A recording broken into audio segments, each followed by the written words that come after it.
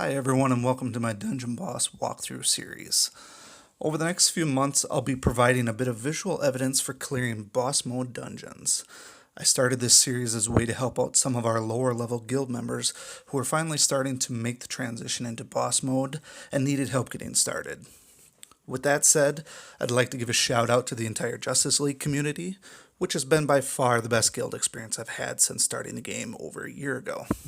Should you need a friendly home, you can seek us out in any of our 5 tiers of Justice League in-game for a possible invite. Anyways, as the disclaimer mentioned, I designed these videos with my guild in mind, and almost everyone in there is well on their way to establishing their stock of runes. Many members even have superior runes on some of their best heroes. So if you don't yet have a team that is heavily runed out, such as the Undead team or the Goblin team, getting started will take a little bit more effort on your part. However, once you get through each of the 5 boss island stages and get a couple of epic weapons, these dungeons will become much easier to finish. I should also note that depending on your hero roster, some dungeons simply cannot be finished in order. For example, Lair of the Lich can be beaten on boss mode relatively easily due to a runed up Masuda Kira and Yorick.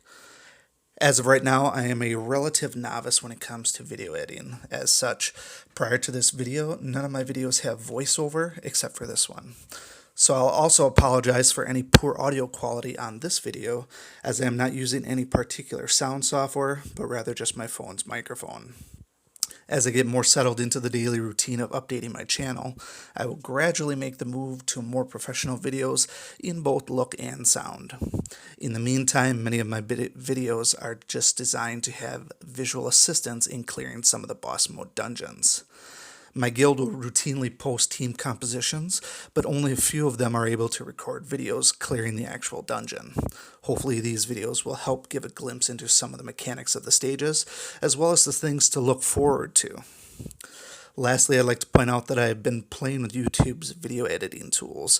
For some of the more difficult dungeons, such as the final iterations of boss and even some of the champion stages, I have used their annotations feature, which unfortunately is only available if you're watching on a PC.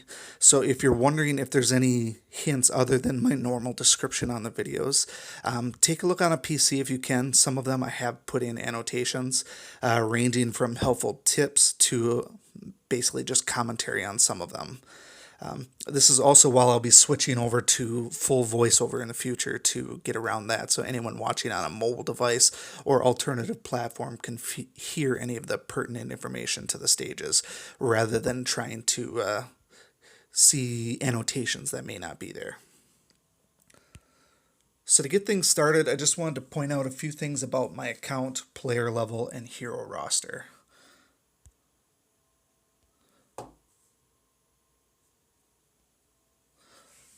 So I'd like to start by saying that I am indeed a VIP player. I am at VIP 7, which means I've spent a reasonable amount of money on this game. Now you can call that play to win, a money sink, or whatever you like to call it. Personally, I enjoy the game thoroughly, and when I like something, I don't mind supporting the developers on it.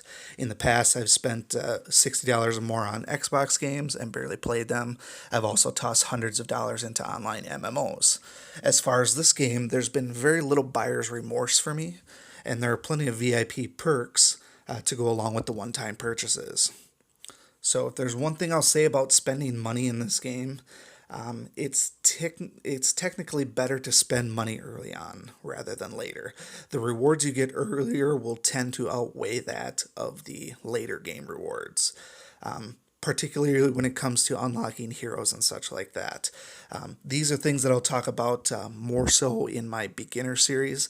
Most of the people listening to this video here are probably already at or near level cap in general, and probably know plenty about how and when to actually purchase using real money. So looking over this screen here, you can see that technically I have 67 out of 68 of the heroes unlocked. Actually, if we go into the hero roster, you will see that I actually do have all 68 of them. Technically speaking, I have not yet unlocked Grognog, even though I have enough tokens to do so. We have a mechanic in our guild where we tend to not unlock heroes right away, just to try and save on some of the tokens. I don't know if he's going to be featured in the VIP portal or the heroic portal, but if he's not 6-star by the time that I finish the event, I may not actually summon him right away. We can talk about that more in the future if you're curious about why we would choose to prolong summoning someone out of tokens rather than waiting for an unlock. But that's a whole nother topic.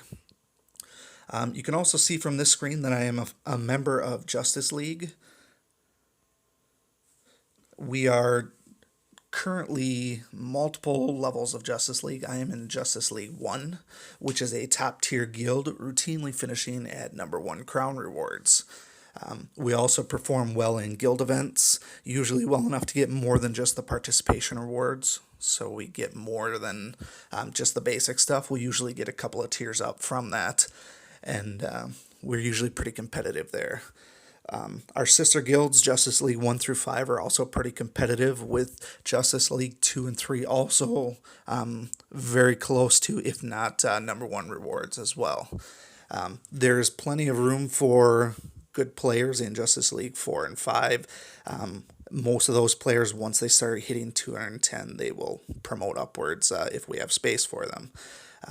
We may be looking at creating a Justice League 6 in the future, with the intention for new players, without really much of a crown requirement. It would be sort of more of just a place to, meet other people and, get helpful tips from the rest of the Justice League community. So you'll have to stay tuned for that. But if you're looking for a friendly home, definitely check us out in game. You can find us almost everywhere. And then reach out to some of our officers for a possible invite.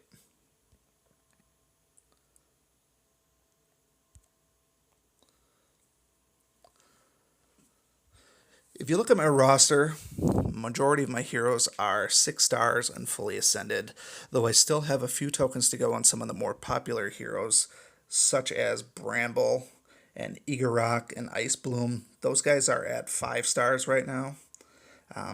Ideally, I would like to get them up to 6 stars for some of the boss mode runs. Ice Bloom and Igorok are not as critical for boss mode as someone, say, Bramble. Bramble is paramount to a Goblin team, so I'd like to get him leveled up as far as possible. If we go to the bottom of my roster here, look at the bottom of the barrel, there's only a few guys on here that are actually 3 stars or lower, most of which I choose not to use very frequently. Hagrim, I never really got on board with him, but now that I have High King Valken so highly leveled up, I may commit more to Hagrim in the future. I feel like there's going to be a dwarf team buff coming soon, and having someone with a bunch of procs like he does might be beneficial to the actual team. The only real anomaly on my roster right now is Ember Sanguine, and this happens to be for a very specific reason. Currently, I've committed all of my excess Aether to upgrade Arya, which I admit is a very slow and grueling task. If you look at the cost of Arya versus Ember, from a cost-effective standpoint, Arya is 50% more expensive than Ember is. So for the 200 or so total tokens that I've gotten for Arya so far, she is currently at 4 stars, I believe, which is just over 200 tokens, if I believe. For those 200 tokens, they really could have been about 300 for Ember Sanguine, which would put her very close to a 5-star. So you have to kind of weigh the pros and cons of that in terms of where you want to spend your Aether. I'm not really going to talk about spending Aether and where you should put that if you want. What I do recommend out of anything is put them towards hero tokens. If you spend your Aether on items, the only time I could ever advocate for this is if you're really short on raid tickets and you need them for an event or something like that. Otherwise, if you're not spending Aether on tokens, I feel like you're kind of throwing it away. So the reason that I chose Arya instead of Ember happens to be because of Ember's ascension cost. When Aether first came out, I spent the first couple of Aether on Ember to get her tokens because I was really looking for a fire hero. However, once I started to ascend her, and this is one of those things you just don't see very often, then you end up getting hit with sticker shock. If you look at Ember's ascension cost, I apologize here, my device is acting up.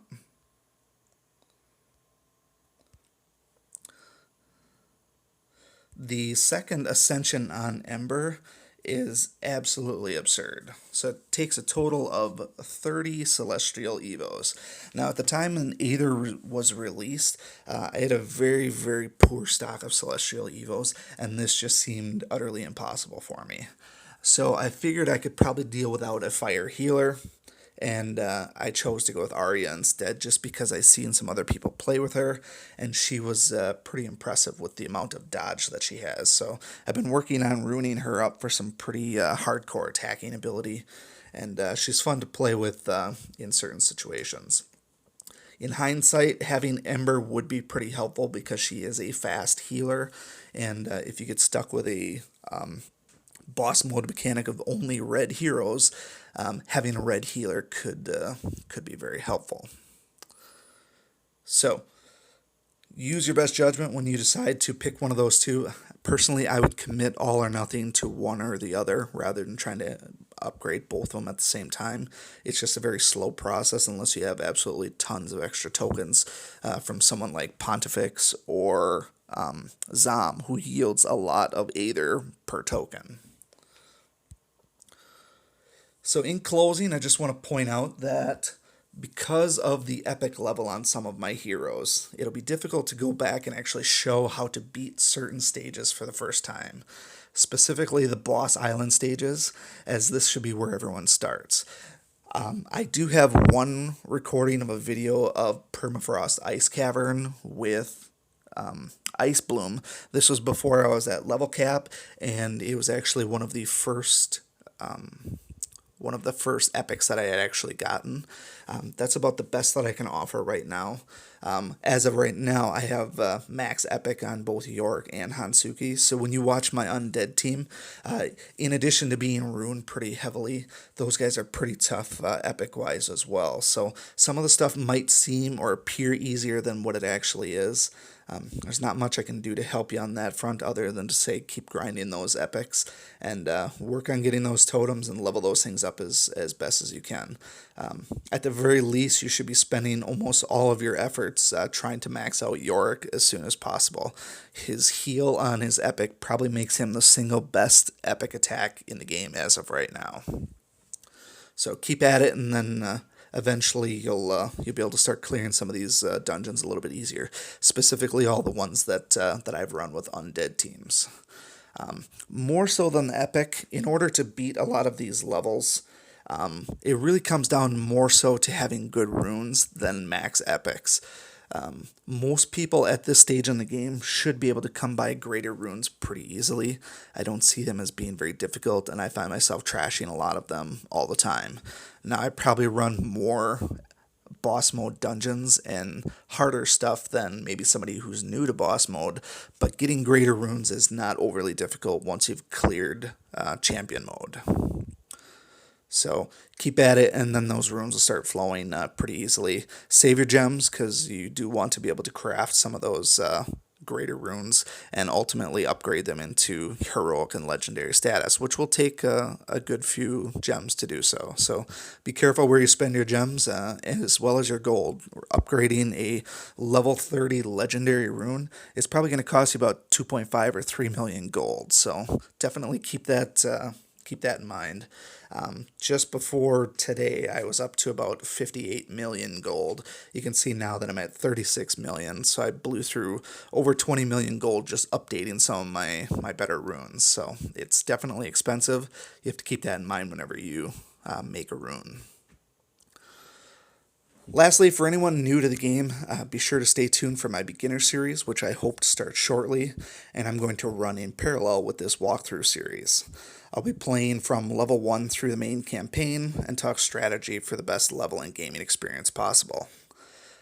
As soon as I get another device to do that on, so that I'm not competing with my existing one and ruining, any accounts or anything like that, we'll get that started as soon as I can.